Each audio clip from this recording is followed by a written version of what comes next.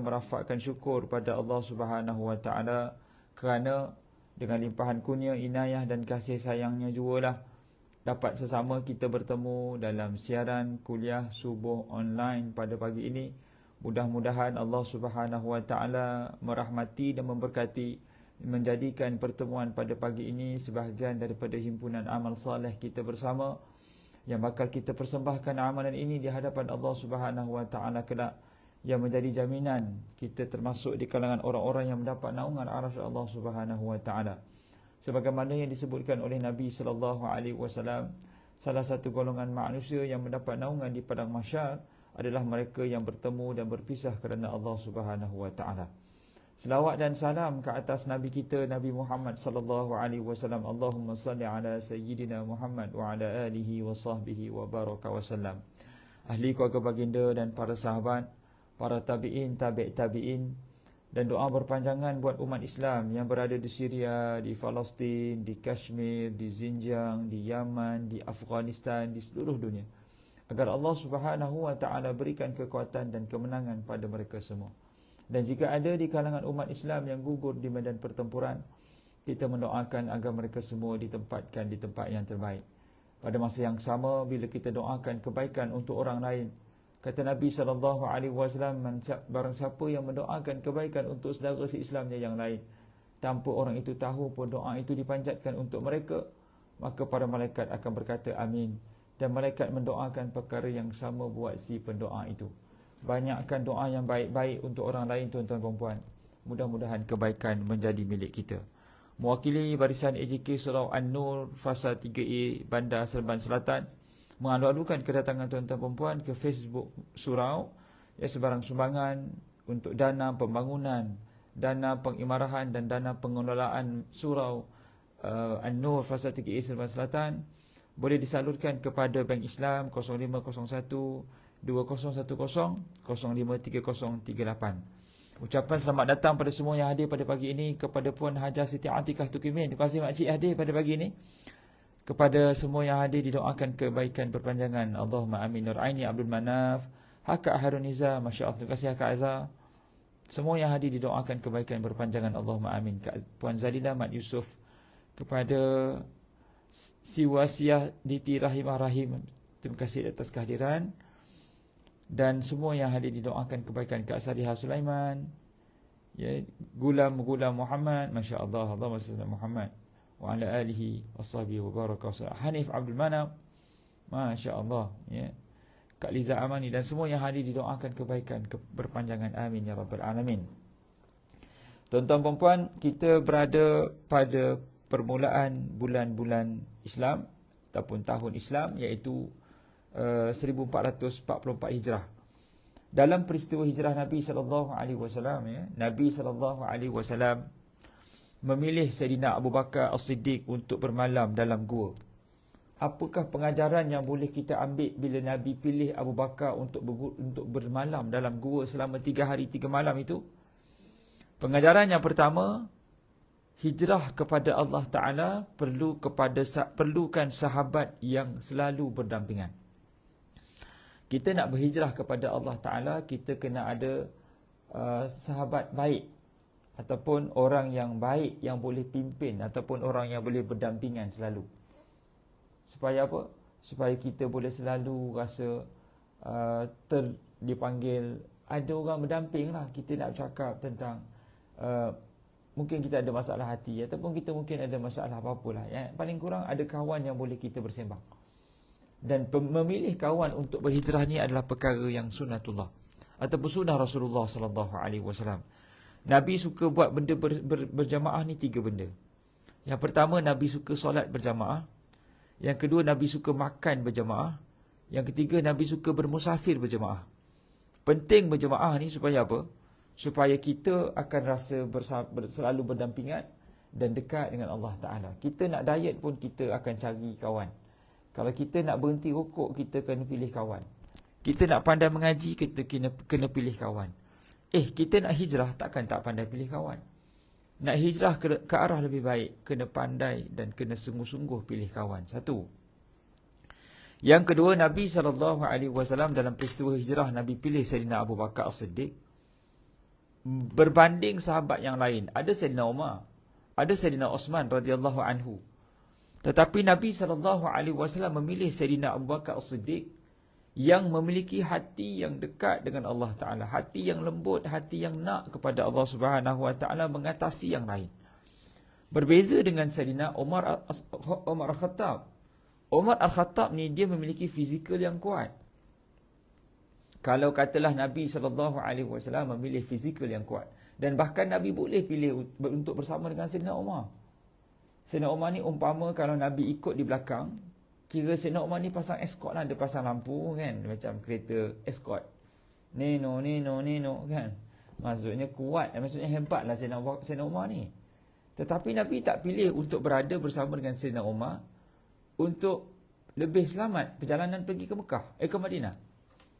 Dan bahkan Nabi SAW pula tidak memilih Sayyidina Osman bin Affan. Sedangkan Osman memiliki kekayaan yang banyak. Nabi boleh duduk bersama dengan Sayyidina Osman, dan akhirnya Sayyidina Osman bayar je orang lain untuk selamat perjalanan. Orang kaya, duit banyak, bayar je lah. Tapi Nabi SAW tak pilih Umar, tak pilih Osman. Nabi pilih Sayyidina Abu Bakar As-Siddiq untuk menunjukkan apa, tuan-tuan puan? Menunjukkan pentingnya untuk memiliki hati yang nak berhijrah. Fizikal penting, material penting, tetapi hati lebih penting. Nak berhijrah, kita kena hijrah hati dulu. Barulah fizikal kita berhijrah, barulah kewangan kita hijrah. Ya, kalau hati kita tak nak hijrah, walaupun kita mampu berhijrah, kita tak akan berhijrah. Orang yang ada hati yang nak berhijrah, maka dia akan cari juga cara macam mana aku nak berhijrah. Yang dia panggil, di mana ada kemahuan, di situ akan adanya jalan. Kalau dia tak mahu berhijrah, dia tak mahu gerak, percayalah, kita buatlah macam mana pun, kalau dia tak nak juga, memang tak akan bergerak lah, duduk di situ. Dia akan duduk diam-diam kat situ, dia tak akan bergerak. Baik tuan-tuan, kita menyambung bacaan kitab kita, Wasiat Imam Al-Ghazali, Minhajul Abidin, Wasiat Imam Al-Ghazali, yang mana pada pagi ini kita bicarakan peringkat rintangan, iaitu kita bicarakan sebelum ini, iaitu peringkat awarid godaan. Yang pertama, godaan dari sudut rezeki dan tuntutan nafsu. Yang mana kalau rezeki dan tuntutan nafsu ini, dia boleh menggoda manusia daripada landasan Allah Subhanahu Wa Taala. Ialah kadang-kadang kita rasa rezeki itu kita yang usahakan, sedangkan rezeki itu Allah Ta'ala yang tentukan. Manusia boleh bekerja siang, malam, pagi, petang untuk mencari rezeki, sedangkan Allah Subhanahu Wa Ta'ala telah tentukan. Jadi dan rezeki ini ialah dia proportionate, dia berkadar terus dengan nikmat ataupun hikmat kita pada orang lain. Kalau kita banyak bagi manfaat pada manusia, maka rezeki kita bertambah. Kita ni umpama pilih pipe yang datang daripada satu tangki yang banyak. Ya, ada banyak pipe banyak. Kita ni pilih pipe, kita hanya menyampaikan air itu kepada orang. Kalau kita buka pilih pipe tu, dan pilih pipe tu banyak orang ambil manfaat, ambil airnya, maka pilih pipe ni akan menerima aliran air yang sangat banyak. Sebab apa? Sebab dia dibuka dan dia sedang mengalirkan air. Orang lain dapat manfaat daripada pilih pipe tu. Begitulah manusia. Kita ni umpama pilih pipe yang sedang mengalirkan air kepada manusia lain. Kita boleh tak makan banyak? Boleh. Tapi banyak mana yang kita nak makan? Ya tak? Macam mungkin kita boleh, saya lah personally, saya sendiri boleh makan roti canai 3 pinggan. Contohlah 3 pinggan, 3 keping. Roti canai 3 keping ni kira luar biasa lah. Saya rasa luar biasa. Tapi ada orang boleh makan 5 keping, lantak 5 lah. Yang penting 3 ni banyak lah. Ada orang tak boleh makan roti canai 3 keping. Sekeping je. Ada orang, dia boleh tidur lena. Sedangkan orang lain boleh baring tapi tak boleh tidur.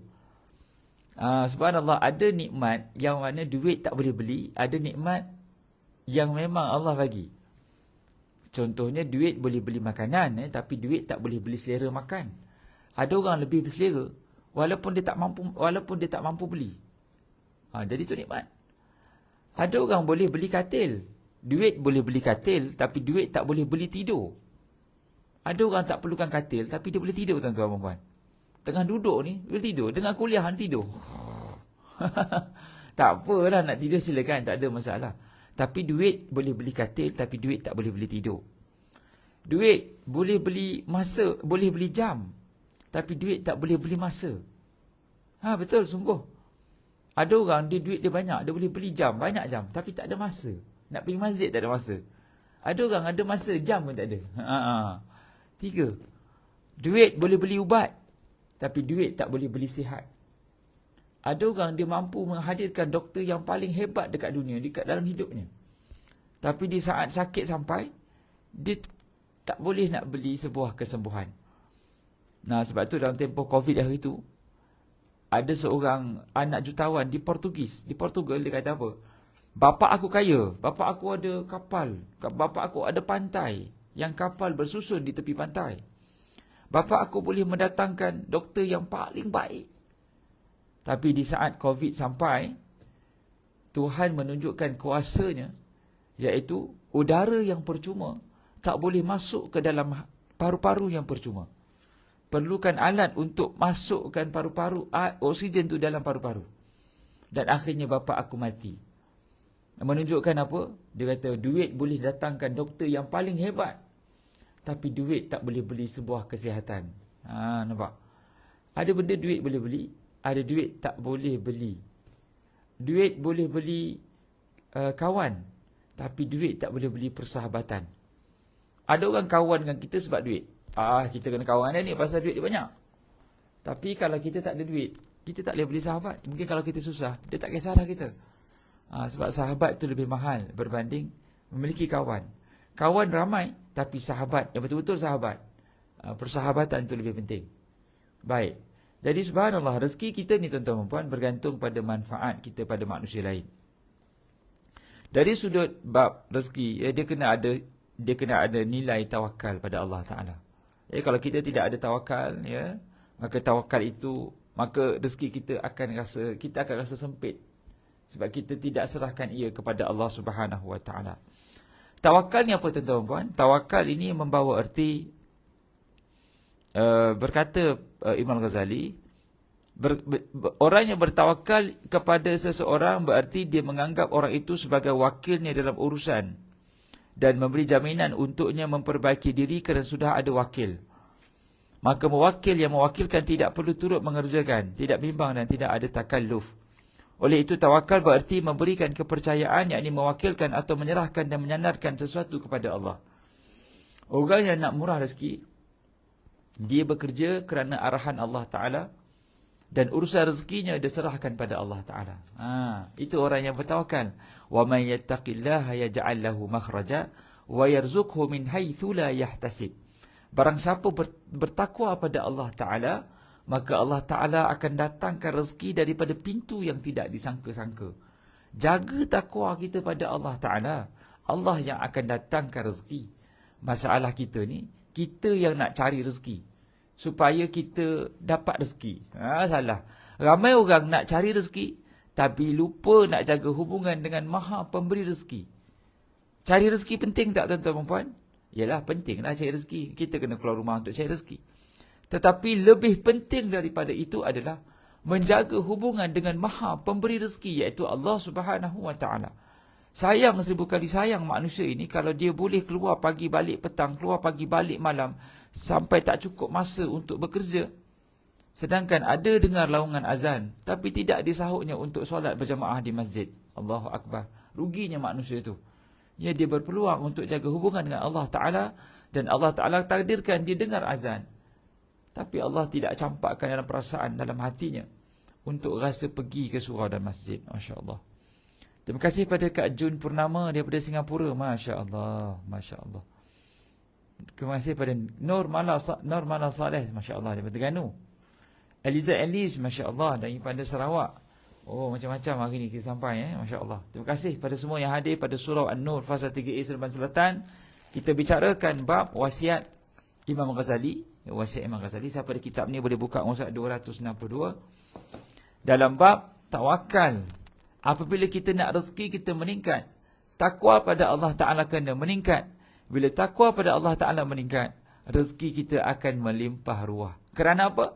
kerana kita sedang bertaat, kita mentaati empunya alam ini, empunya rezeki Allah Subhanahu wa taala. Daripada Muar Johor Ustaz, masya-Allah, ada Muar masya-Allah. Siapa daripada Muar ni? Masya-Allah. Ju, ya Kak Ju, daripada Muar Johor ada je, saya tahu. Baik. Saat-saat tawakal. Saat-saat tawakal. Tolong tulis. Yang pertama, tawakal mengenai nasib. Ya. Yakni tawakal, yakni percaya kepada Allah kerana segala-gala telah ditentukan oleh Allah Subhanahu wa taala. Ya. Baik. Yakni percaya kepada Allah kerana segala-galanya telah ditentukan oleh Allah Subhanahu wa taala untuk kita, dan kita tidak akan salah dan pasti akan kita terima sebab keputusan Allah tidak berubah. Maka bertawakal kepada Allah adalah wajib kerana telah digariskan oleh Allah dalam Lauh Al-Mahfuz dan ianya pasti benar. Pertama, tawakal mengenai qismah ataupun nasib. Kita ni semua dah ada takdir masing-masing. Kalau takdir itu sampai, maka kita kena bersifat syukur.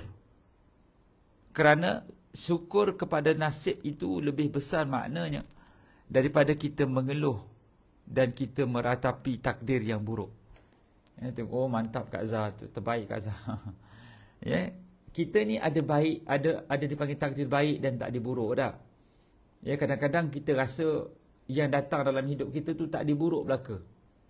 Tak ada yang baik. Sebab apa kita rasa takdir buruk berlaku dalam hidup kita? Kerana kita lupa Allah Ta'ala datangkan lebih baik. Kita ni, ya, kadang-kadang kita minta pada Allah Ta'ala benda yang ekstra. Sedangkan pada saat ketika ini, kita sedang menikmati nikmat yang tidak kita minta pun. Apa nikmat yang kita tak minta, tuan-tuan? Esok insya-Allah Ustaz Roslan, tuan-tuan puan dipersilakan hadir, jemput hadir. Apa nikmat yang kita sedang nikmati sekarang ni? Kita nikmati mata yang boleh bergerak. Kita nikmati mulut yang boleh bercakap. Kita nikmati tangan yang boleh bergerak. Kita menikmati jantung yang berdegup tanpa diminta izin. Kita menikmati kelopak mata yang berkelip. Cuba bayangkan kalau kelopak mata ni tidak berkelip, apakah jadi kehidupan kita, tuan-tuan dan puan? Punah, ranah, gelap gulita. Pasal tak boleh berkelip. Kalau pergi bank pun orang marah. Encik jangan tenung saya. Saya bini orang tak marah dia. Pak, saya tak nak tenung. Mata saya memang tak boleh kelip macam ni. Bulat, terbutang, besar macam ni je.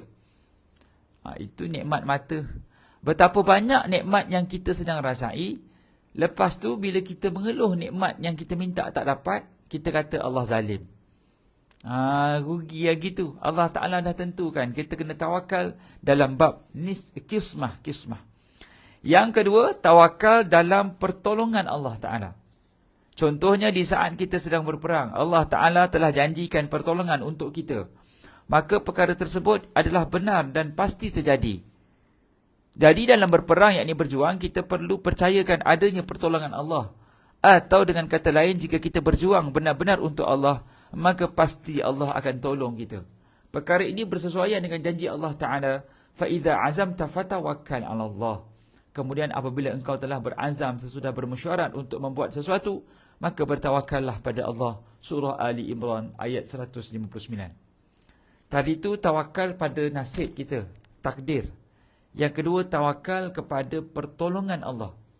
Allah pasti akan tolong seseorang hambanya yang sedang berjuang kerana Allah Subhanahu wa taala. Itu janji dia. Dan kalau katalah meninggal dunia sekalipun, Allah Ta'ala akan tempatkannya ke dalam syurga Jannatul Firdaus. Syurga yang tidak terbayang di akal. Masya Allah, Masya Allah. Yang ketiga, tawakal apa tuan-tuan? Tawakal dalam urusan rezeki. Yang pertama, tawakal dalam bab nasib.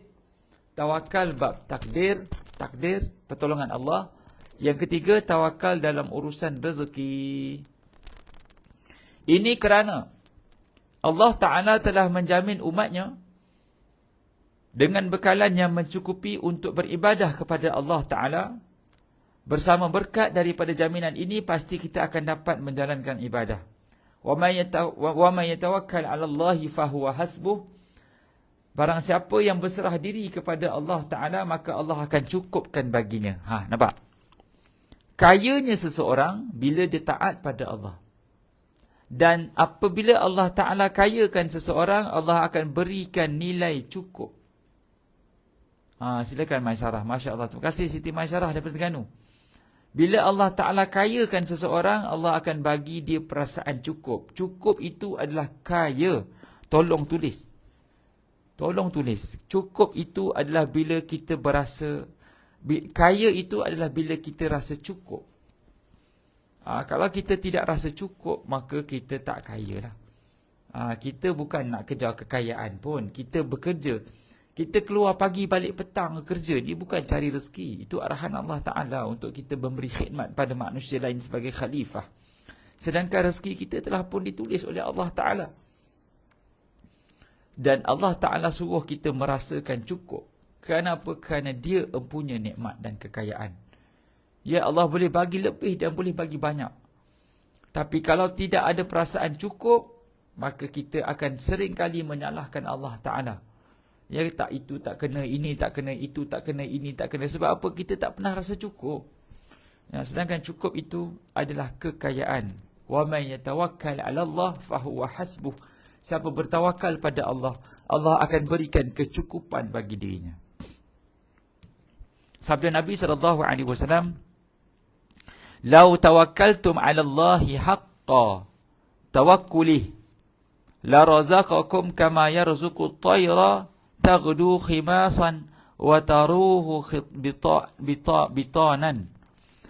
Kata Nabi SAW, apabila kalian bertawakal kepada Allah dengan sebenar-benarnya, nescaya Allah memberikan rezeki kepada kalian seperti Allah memberikan rezeki kepada burung. Pada waktu fajar, burung keluar daripada sarangnya dengan perut yang lapar, dan kembali pada waktu petang dengan perut yang kenyang.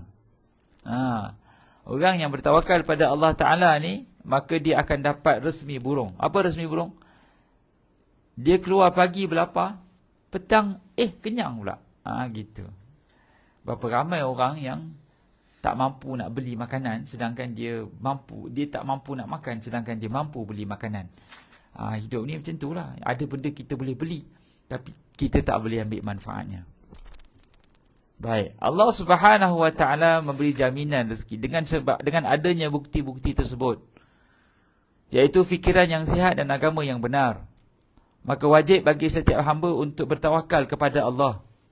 Tawakal yang paling penting ialah dalam urusan rezeki yang dijamin oleh Allah. Rezeki terdiri daripada 4 rezeki, iaitu rezeki yang dijamin, rezeki yang diberi, rezeki yang dimiliki, rezeki yang dijanjikan Allah. Tolong tulis, ada 4 jenis rezeki. Yang pertama, rezeki yang dijamin.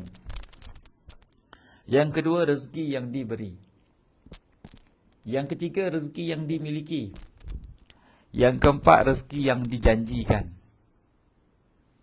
Mengenai rezeki yang dijamin oleh Allah ialah tenaga dan kekuatan yang ada dalam tubuh kita hingga kita mampu beribadah. Ini tenaga yang dijamin.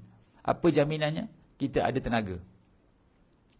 Perkara ini semata-mata kerana Allah dan bukan kerana yang lain. Kerana ada kalanya orang itu banyak makan minum, dia tidak dapat jaminan kekuatan ini. Kata Imam Ghazali cantik. Ada orang boleh makan, boleh minum, tapi tak ada tenaga juga. Ada orang tak ada makan, tak ada minum, tapi tenaga dia, ya Allahu Akbar, macam 10 orang punya tenaga. Ada tak? Ada? Kalau kita tengok orang Afrika yang lari 10 km, lagi 30 km, lagi 15 km, badan dia halus je, kurus keding macam ni. Dia boleh berlari 10 km dalam tempoh tak sampai setengah jam pun.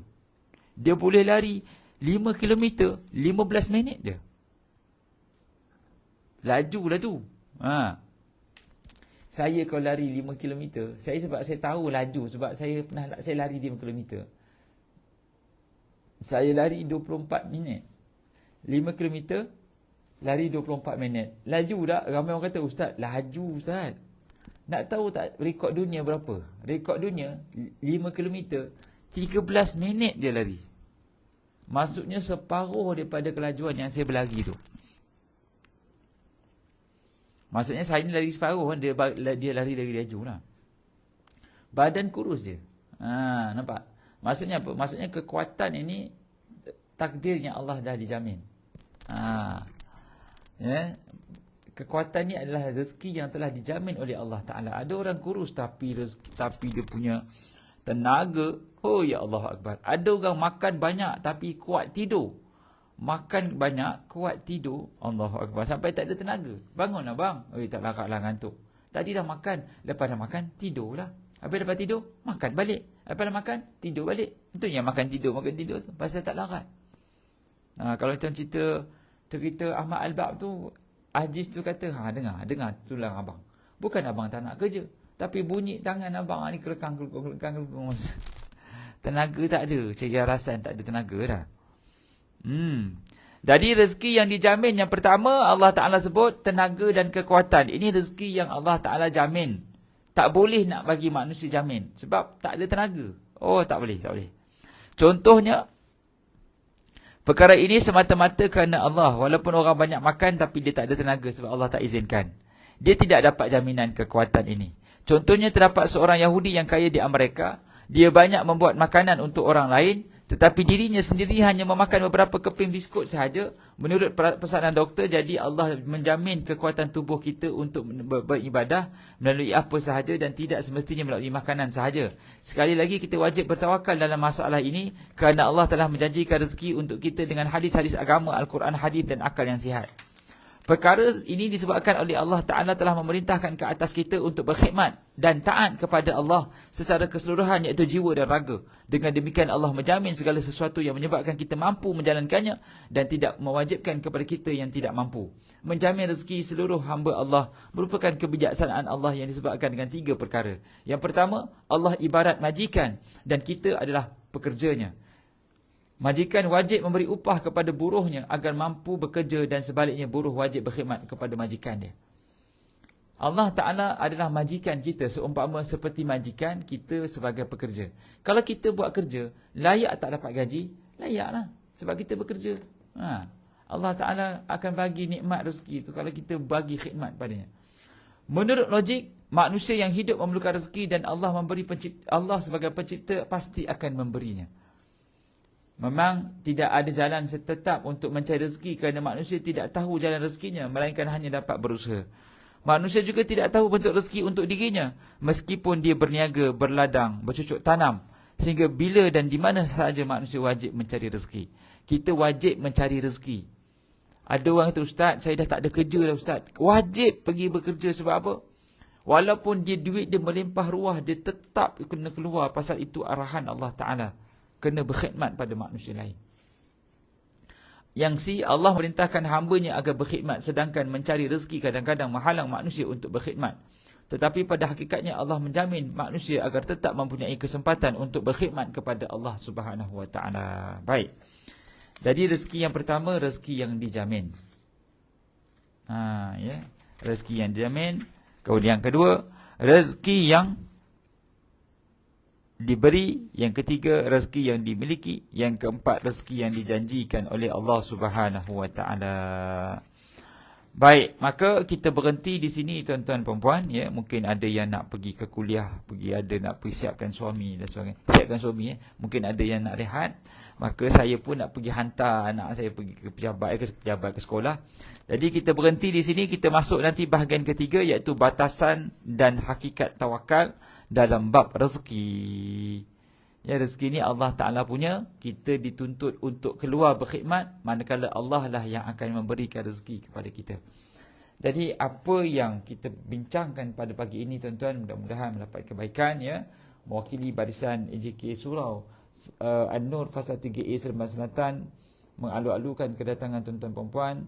Sebarang sumbangan boleh disalurkan untuk infak dana pembangunan surau ke Bank Islam 05012010053038. Dan esok insya-Allah bersama dengan Ustaz Roslan Muhammad jemput hadir beramai-ramai tuan-tuan perempuan.